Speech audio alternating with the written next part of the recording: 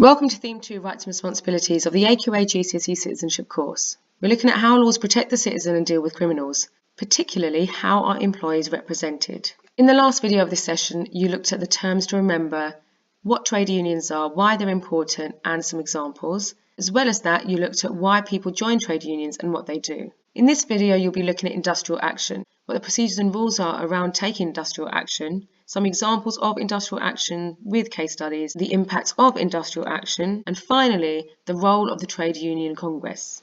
In order to take industrial action, there are steps that need to be taken. When there is a dispute between an employer and their employee, here are the steps that are taken to resolve it. Step 1. The dispute is taken to the Advisory, Conciliation and Arbitration Service, also known as ACAS. They will work with both sides to negotiate an agreement. If a negotiation has been reached, then both parties will be happy.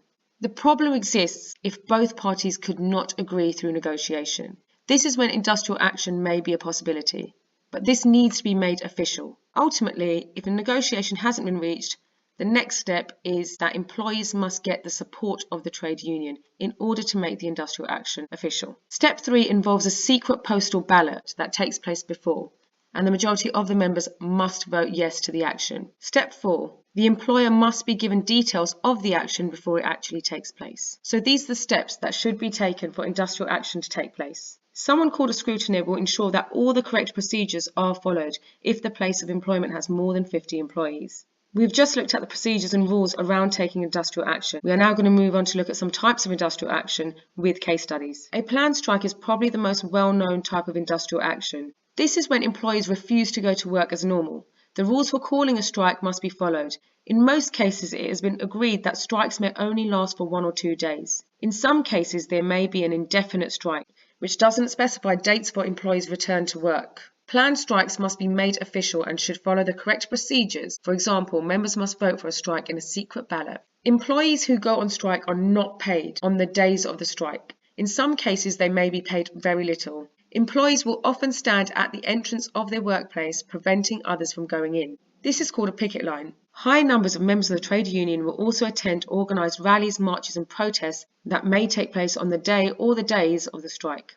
Here's the case study of a planned strike. A planned 48-hour strike was planned in October 2014 by Rail, Maritime and Transport Union, RMT, due to staff cuts. TfL, Transport for London, said that it must make savings of £4.2 billion by 2020. In order to do this, it had closed down many ticket offices, which had resulted in people losing their jobs. A week before the strike, the RMT called off the strike, as TfL promised to discuss the concerns with union representatives. The next example of a type of industrial action is a wildcat strike. This is when employees refuse to go to work as normal. This is unplanned, unexpected and unofficial. They therefore decide to stop working without following the procedures or even without an official ballot. The union has not yet even supported it in many cases. These types of strikes are very rare nowadays. A case study for this is the 2009 Lindsay Oil refinery strikes. These were a series of wildcat strikes that affected the energy industry in the UK in 2009. The action involved a few workers across various sites throughout the UK. They walked out in support of other British workers at Total Lindsay Oil Refinery, an energy and oil company. The construction workers went on strike because employment was not offered to them on a £2 million construction contract to build a hydrodesulfurization unit at the site. They felt that those jobs were going to non-British employees. The next example of a type of industrial action is overtime ban. This is when an employee refuses to go to work beyond the hours agreed in their contract of employment. This means they will not work any extra time under any circumstances. If unpaid overtime work is normal practice in the workplace, the organisation could lose money and production. The quality of work may not be as good, and this would therefore have an impact on the success of a company or organisation. An overtime ban can last for up to a month in one go. We're now going to look at the case study involving an overtime ban. The members of the trade union Public and Commercial Services work for the civil service. The civil service work for government departments and other public bodies. They can also provide advice and guidance to government ministers on a variety of issues affecting the public. From the 1st of December 2011 to the 31st, the PCS refused to work overtime. They did this as they believed they were working far too much overtime for the amount they were getting paid.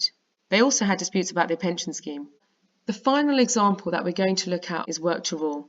This is when employees will only do the work that is specifically stated in their contract and no extra. They will not do any extra work under any circumstances. It's worth noting that overtime ban, which is an example we looked at on the previous slide, is a type of work to rule. This can have a negative impact on the quality of work produced by an organisation or company.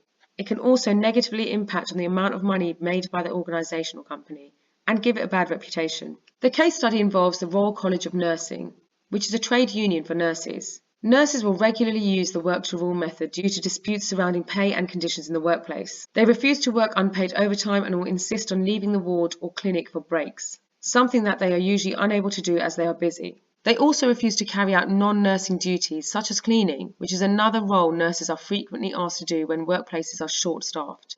They will even refuse to answer phone calls or emails or even organise patients' files. We've just explored some examples of industrial action with some case studies. We're now going to move on to look at the impacts of industrial action. How much impact does industrial action actually have? As you can see, industrial action includes a range of actions. It's very powerful as it has an impact on, firstly, the employers, as they won't provide the services and goods they have promised. They could therefore lose money, their businesses could close down due to loss of profits, and it could lead to a bad reputation. Secondly, it impacts on the workers, as they do not get paid for industrial action. Even if they do, it is a very small amount. Thirdly, it impacts on families of the workers because they will have less income during the industrial strike. Also, it will have an impact on the people who use the services or goods, e.g. parents of students, people who need to get to work on public transport, etc. Finally, the local community's economy will be impacted, as money is being lost by businesses on industrial action. It's important to note that industrial action also gains media attention, and therefore puts pressure on decision makers to make a change. All of these factors will put pressure on employers to meet the needs of their workers, and therefore industrial action is very powerful and can have a very big impact.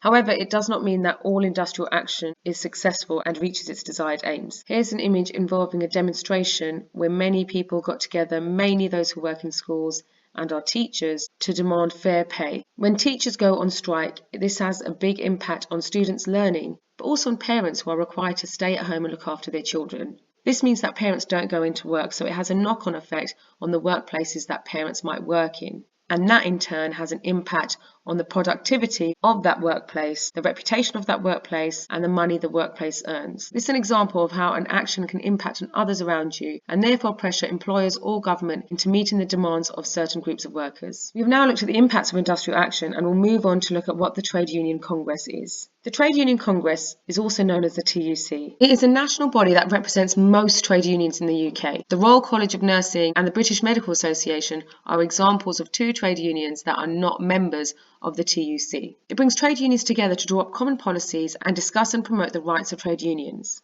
It was set up in 1868 and helped lead to the legislation of TUs in 1871. Prior to 1871, trade unions were not legal and therefore wouldn't have been able to take industrial action. It wasn't until the Trade Union Act in 1871 was introduced that they were allowed to do such things and form as trade unions. It was the TUC that helped to campaign to ensure this piece of legislation was introduced. These are the main roles of the TUC. They lobby the government to implement policies that will benefit people at work. They campaign on economic and social issues. They represent working people on public bodies. They represent British workers in international bodies such as the EU and at the UN Employment Body. It carries out research on employment-related issues. They run an extensive training and education program for union reps. They help unions develop new services for their members. They help unions avoid clashes with each other.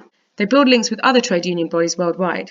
I suggest you draw a mind map with this information on the Trade Union Congress. You do not need to know everything word for word, but again, if you have a general understanding of the history of the TUC and its key responsibilities and what it does, that should be enough. We've come to the end of this video and we've just finished looking at the role of the Trade Union Congress. In the next video, you're going to be looking at two case studies, one involving equal pay for women and the other involving junior doctors.